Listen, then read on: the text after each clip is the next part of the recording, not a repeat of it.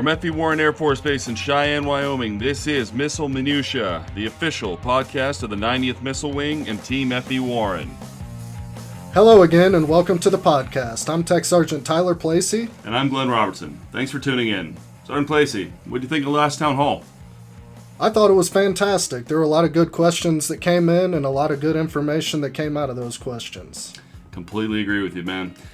Sadly, it started off with some hard news that rocked the mighty 90 family last week. Unfortunately, we lost one of our own to suicide last Thursday. Colonel Benetti started the town hall with some words about that. I just want to thank everyone that was there last week and helped all of our teammates as we went through losing one of our members to suicide. These are never easy. It's incredibly hard, and one is too many. I just want everyone to know that please, we've talked about this so many times, please don't suffer in silence. Please don't think that, that the only decision you have to make is one that is irreversible. We can help, we can get better, we can work towards a better tomorrow together. So please, I don't want to answer a lot of questions out of respect for the family as we go through this. But I will tell you that there isn't a community that's not hurt by a suicide. And we have second and third order victims that happen every single time, from the people that provide care to the people that are just there, who are around them, that are friends and family, to the neighbors, to everyone that's near them, coworkers, and people that just look to them as examples. That these aren't easy to do, and these are very hard times for all of us. So I don't want to ignore it, and I want you to know that we had a tragedy, and I want you to know that there's a lot of people hurting. I won't lie, I'm hurting. There's so many questions for me on this one. I don't know what to do to get all the answers that we want to get. But I'm willing to work and talk to anyone that wants to talk with me and talk through this. And I ask everyone that needs that help to please come up. Don't be silent. Don't suffer. And let's talk to somebody and work through those parts before we make decisions that are irreversible and hurt so many people. So I just want to put that out there and say, I know there's a lot of families that are hurting out there for this one. I'm sorry. This hurts, and let's get through this together, okay? We are a team, we are a family. These are things that happen to us all the time. We need to make sure we're caring for our airmen and their families. Their safety is at the top of our list, and that means their well-being, mental health well-being, their spiritual well-being, their physical well-being. So let's team up on this one and get better, okay? We're going through some strange times, but I'd like to echo what the boss said. If you're in a bad spot, don't suffer in silence. We want you to get help and recover. There are people who care about you. Sergeant Placey, what was the next on the list? Chief and Colonel B did a quick-fire Q&A session. You'll likely figure out what the yeses and nos are. Are we still in HPCon Charlie? Yep. I am moving in January of 2021. With all of the report no later than dates getting postponed, am I affected right now? Nope. Wyoming's out-of-state visitor requirements are no longer required to quarantine people for 14 days after they enter the state. Do we still have to self-quarantine when we come in from out of state? Yep. Can I go to restaurants downtown if I'm not in DSI? Yep. Are retiree hours, the Tuesday and Thursday hours, still being implemented? Yep. Can I visit my friends in Colorado if they're military? Nope. Is Gate 5 going to open up tomorrow? Nope. Oh, Gate 5 open up in June. Yep. Are we still required to wear face coverings when we can't be more than 6 feet apart? Yep. Can my family from out of state come and visit me? Nope. Are the children's playgrounds open? Nope. Can we play baseball or the group sports out at the baseball fields or on the playgrounds? Nope. Can I have 25 people at my coronation if 6-foot distance can be adhered to? Yep. So that was the Q&A session. Hopefully you got something out of it. If not, some of those questions were elaborated on in more detail moving forward. Speaking of more detail, it seems like they're expanding on COVID testing on base. Yeah, that's right. Just yesterday, the Med Group tested more than 250 people who are asymptomatic but have work responsibilities out in the missile field. Let's hear more about that from Colonel B and Major Wolf. Yeah, so as part of the effectiveness of what we're doing in the missile field to continue having risk reduction activities, we have started Tier 1 testing for asymptomatic folks, which means that we have enough test kits to start doing asymptomatic testing for folks. The ultimate goal of this is to, maybe we can shorten the amount of time folks are in DSI, because we can do asymptomatic testing and then they can go into DSI at a shorter period of time and then be able to go out to the field. But we need to make sure that we get through this first phase and figure out exactly what the results tell us. Right now, I think it's going to tell us asymptomatic people don't have it. I think I know that. I think I need to get to the next step, which is what is the benefit of doing asymptomatic testing for Tier 1 folks, and then how do we apply that to the normal rotational schedule? So I think we're looking at that. By the way, again, when it comes to field operations and field rotations, I'm not going to talk about that for OPSEC reasons. So it's something else that we're continuing to look at and evaluate. But right now, I can't talk about that on this kind of medium. It's an antigen test. It's not the antibody test. So it's the regular test when you go out and get tested to see if you have COVID, or you're affected by SARS-CoV and have COVID. So that was a major muscle movement for the Med Group, but you know they've been keeping busy. I get the feeling that may be a bit of an understatement, Glenn. The next clip is going to discuss a little more about DSI. We talked about DSI, and it's part of the game. We signed up for this. We know what DSI requirements are. You need to take every effort to distance yourself from those events and keep yourself in disciplined self-isolation. The only DSI activities that are approved at this time are with other folks who are practicing DSI. That's what we said. That's where we're at. It hasn't changed yet, because there's no more effective way of preventing community spread than not being in the community, right? I mean, that's really what it comes down to. I don't mean to be flippant, but we know what DSI means, and that's not because there's Little League doesn't mean it's carte blanche to get out of DSI. You have a responsibility, and it's signed, and we know what those assignments are for DSI. So follow the rules of DSI. Well, the long and short of it is those folks on DSI need to adhere to the rules of DSI. What came next, Glenn? So the next few sound bites deal with some of the FSS facilities like the gym hours and the new adventure park. We haven't made any additional adjustments, right? Nope, not since I think the fitness center, the masks, but that was the only one that we've made since then. Yeah, so we haven't made any adjustments over the week to any of the openings that we have, but we have learned through data, which is the best way to figure those out, what's the best use of the facilities, right? So for the gym, there's some changes coming for the times, because some of the times that we were doing in there wasn't any utilization happening, or at least the utilization wasn't enough to justify keeping the gym open for a person. So we got to do this as a huge population, right? So it needs to be the benefit for the population. So we are. I know that FSS has already taken a look at that. They've already given a recommendation. They're going to be implementing that recommendation here in the near future. I think it'll probably be after the holiday at least.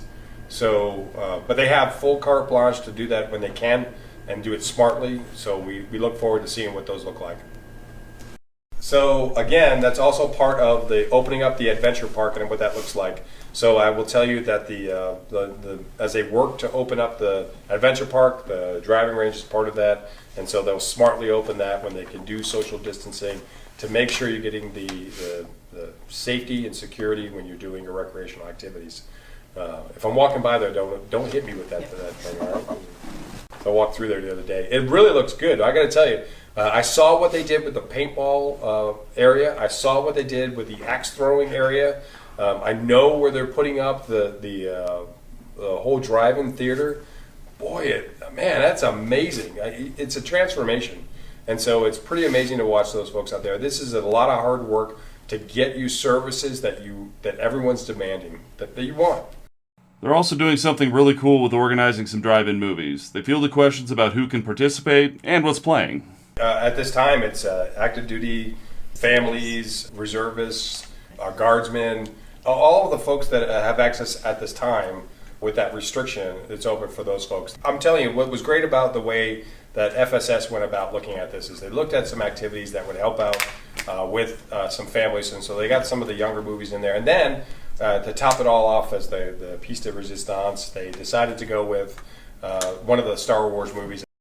But the good news is that this isn't the only time we're doing these things, right? We're gonna make the drive-in movie theater a thing, right? So we're working really hard to make this a thing. And again, we wouldn't have been able to do it without the amazing staff over in the Force Support Squadron that absolutely is crushing it, making sure that we have a whole bunch of activities. So, I'm sorry. I didn't like the live action Lion King myself, but I haven't seen it. no. No, sir. It just seems weird to me. It seems like we're lying.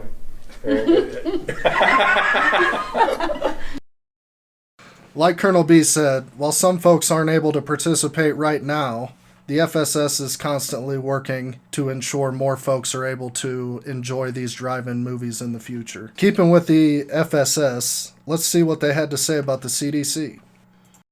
Yeah, it's official. I guess I would ask the FSS, please work with folks. The 26th might be the day that the employees are coming in to make sure that they got the right amount of employees. The problem is, Tiffany, is that we can't jump into saying that we can take 300 people or 300 kids right away, right? We can't jump into that because we don't know how many employees are coming back. What we do know is that there's more than a dozen employees that are considered at-risk employees, right? So the first part of that is we can't force them to come back.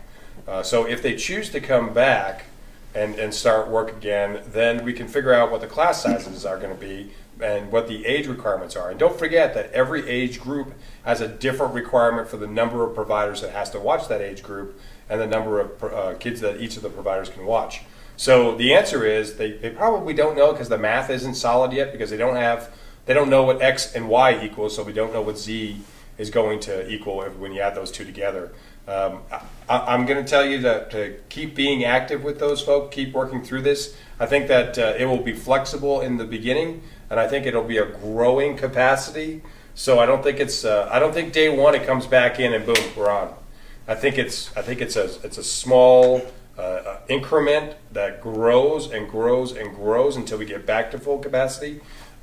Because people aren't going to just jump right back into it. I think they're going to wait. I mean, what do you got? Well, I'm sure there are a lot of parents who are happy to hear that. What's next on the agenda, Glenn? Well, Sergeant Placey, base access is a topic that comes up pretty frequently. One question that came up was about the opening up of Gate 5. So there's a lot of things wrong with all that statement. So, so the first answer is the airmen that are in the Plains Hotel are in restriction of movement. Okay, so that means that they should be restricting movement to ensure that they are asymptomatic prior to interacting with the base population. So they have gone through areas that are potentially hotspots for this kind of thing. The second part is coming up from Colorado Springs.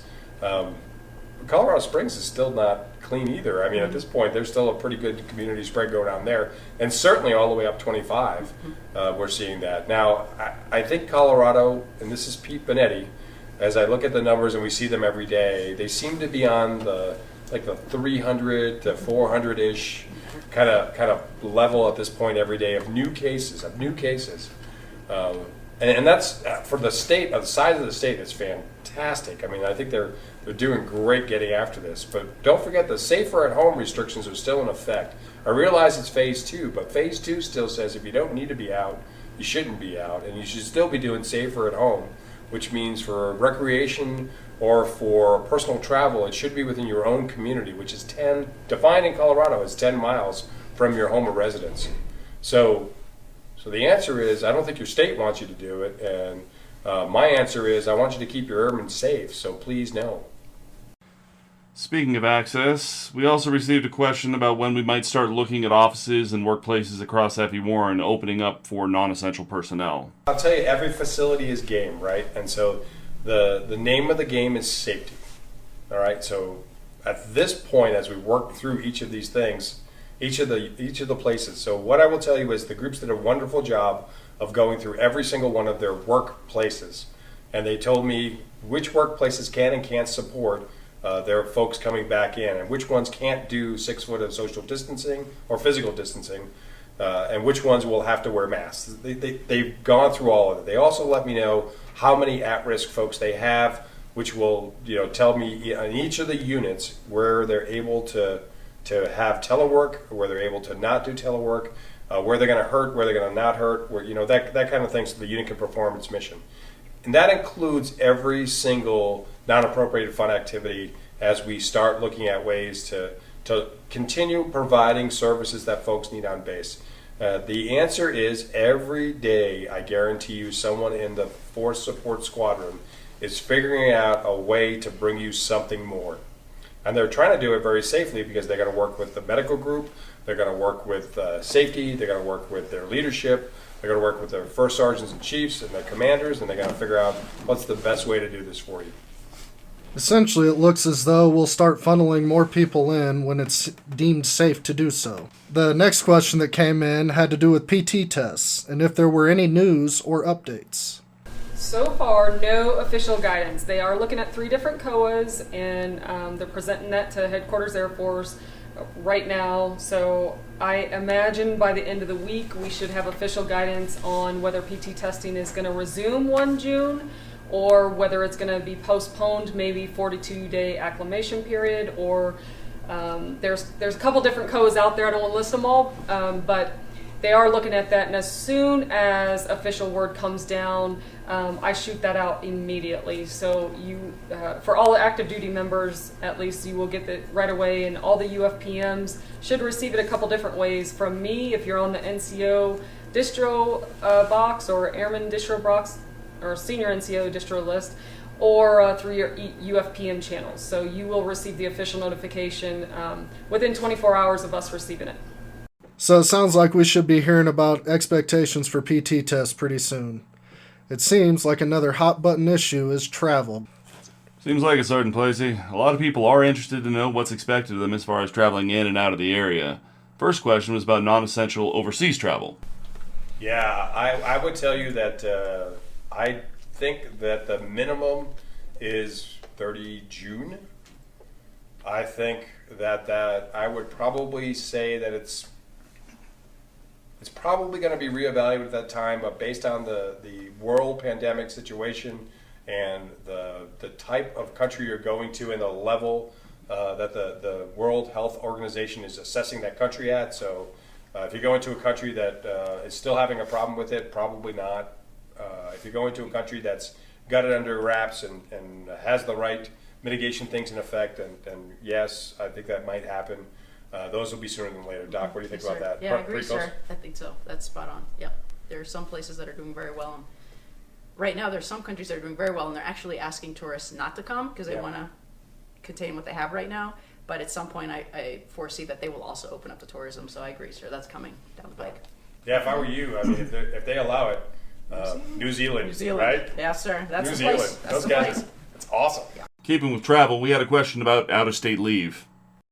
Yeah, I will tell you it depends, right? So some local leave is still in effect, so you can still take local leave. So if you happen to be very fortunate and someone is living in the areas that we have defined as open here in Wyoming, as well as in Nebraska, and within the restrictions that General Stas has been able to apply for us and allow us to have an exception beyond the 1 hour, sure, knock yourself out. If it's I got to go to Arkansas or Florida or Maryland, it's not right now. I would say it's sometime after 30 June. You stop movements in effect. It was just reevaluated. It was just renewed for 15 more days. It will be reevaluated every 15 days. But Secretary of Defense Espers has said that is still in effect. Travel is definitely on people's minds. It's almost like they've been indoors for nearly 2 whole months. The next question was about PCSing in from overseas. So the problem with that is, no, that's a good question. In the United States will probably make him quarantine at port of entry, but then you will travel through states, typically through Denver, states that are considered to be high risk for us at this point in time. So we will probably add some time to that. Let's work on what that time looks like and talk about what the DSI restrictions were beforehand and what the interim looked like for that person, so that we can be smart about how much time we add and how much risk we're willing to take. And then there might be something on the other side of that, like we say that they need to, but let's make sure we're using the right term. This is a restriction of movement. It's not disciplined self-isolation, right? So we're talking about restriction of movement for this person. So as they come here, maybe the right thing to do is to have them in restriction of movement in their home, right? So they're with a family. So let's. I probably need more details that make a full assessment, but I think I'm pretty close on that one. We don't want anyone stuck. Now we're going to move over to picking people up at the airport. Glenn, what do you got for us?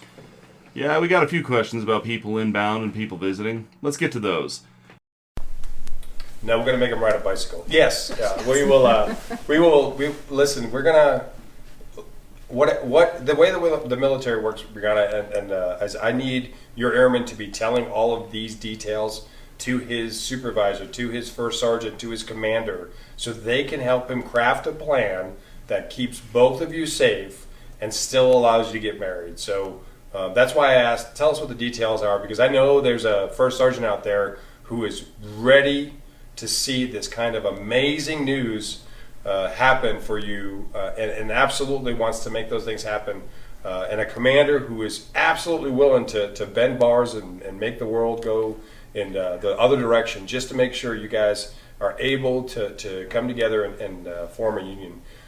So please, please, please, thank you for, number one, not being silent as you talk about this, but give us the details on the other side of this, and so let those folks start working them for you. Here's probably my favorite question of the night from someone who wants to visit so she can marry her airman. We will do everything we can to make sure you can get married to your airman. And I love the fact you called him your airman. That is kind of awesome. So I don't know what you're union with, but please let us know in the comments, and we will make sure that we can facilitate your marriage. Congratulations. That's awesome. The last couple questions dealt with getting out and getting sun and the benefits of working out. Let's go to Major Wolf about why we should all be getting exercise right now. There are actually studies that show that exercise has amazing mental health benefits, and that's whether that's someone that actually is suffering from depression or not. But they have actually done studies where there are people on medications for depression. They work out, they get it, whatever you like to do. It doesn't have to be running specifically. And they actually found that a lot of people can wean off of medication. So it is a great, it is a great medication for anxiety, depression, or just boredom. You know, so really, I really would emphasize if you can get out there and work out, just in general for your health, and I'm not going to mention blood pressure, weight, those kinds of issues. There's a lot of intangibles, but... Sergeant Placey, I might not have to pass a PT test anymore, but I could definitely use the exercise. The last question we had was about participating in Kids Little League, but there are definitely some ideas that go beyond just the baseball diamond in this one. Not at all. Again, I need you. Listen, they're going to do Little League, and they're going to put in the restrictions that we need. So let's talk for a second. That brings up a really good discussion, right? So as we talk about the restrictions being lifted downtown for folks that are on either, just doing normal social distancing, Doc, the discussion I think that you and I had and Chief, as we went through this, we want you to follow the state, the city, and the county rules. That's all we're asking. So if your Little League is saying, hey, we're starting Little League, but your kid's got to wear gloves using the bat, or we're going to wipe down the bat afterwards, or whatever's acceptable, I think we're good, right? Absolutely, sir. People, you need to go out and enjoy your life, have fun, do the activities that you and your kids like to do, and do it safely. So absolutely, I would just follow whatever guidelines they set up and have fun. As they always do, Colonel Benetti and Chief had some words of support to close out the town hall. Let's see what Chief had to say. Yeah, well, all positive vibes out your way. So thanks for tuning in, and I just want to say, keep a positive outlook on everything that we're going through. Like I said, we're in this together. Just because we're social distancing doesn't mean that we are socially, distanced from each other. We're still together. We're still a family. We're still a team. And I love, love, love being a part of the Mighty 90. Every amazing day that I have starts out with two things, positive thinking and a workout. No kidding. Every amazing day that I have starts out with those things. So I try really hard to start my days like that. And so find what motivates you, find what keeps you positive through the tough times, and go after it. So thanks a lot again for tuning in. As always, we get some real inspiring words from Chief. Let's turn now to Colonel Benetti. I'll tell you, we were out of the gate today, and first of all, thanks to our amazing defenders who let us come on that gate today and be out there and answer some of the questions for folks as they came through the gates. It always helps us to be able to do that. It really helps us to have that interaction, and certainly sometimes when we get the less than happy folks with us, it's always good for us to be there so you can just tell them to go to us. And what the chief told me today was, my lane is always the slowest because apparently I'm a social butterfly. So it may be true that I am totally slowing the chief down. So, and if you've ever talked to me, you always know that I'll tell you that if you want to get work done on this base, talk to the chief because quite frankly, and I am amazed. First of all, we have amazing leadership across this entire base and an incredible workforce. But one of the things that always amazes me is the professionalism and the expertise that we have within our chiefs here on this base. This is a really incredible base to have such a great and powerful group together and working so hard. It's pretty awesome to watch. So I rely on their wisdom and expertise. And when I said wisdom, I wasn't referring to Chief Bradley. But his expertise, absolutely. Oh, he deserved that one. He's a big boy. No, seriously, honestly, it's all the chiefs. It's every single one of them. They keep us on the right and straight and narrow path every day so that we're not wasting efforts, wasting airmen's time, and being the most professionally and productive force that we continue to have. So I've always believed the enlisted force best runs the enlisted force, and this is a prime example of how that works. So, and just knowing that, I will tell you that I rely on so many people's inputs as we go through all of the activities that we do. And I know this is trying on so many people, including families. So as we work through all of the issues with COVID-19 and certainly the other issues that we deal with in our lives, I can tell you that our priorities haven't changed. It remains our priority to make sure that our airmen and their families are safe, are happy, are productive. And it also remains that way because what we give to national security remains the nation's backstop for security. We are the foundation of national security. The capabilities that we have are like none other. And it's all because of the folks that we have providing that capability every single day. Otherwise, it's just a machine. It's just a machine with no one operating. But our airmen make that work every single day. So I thank all of you that are out in the field this week doing that.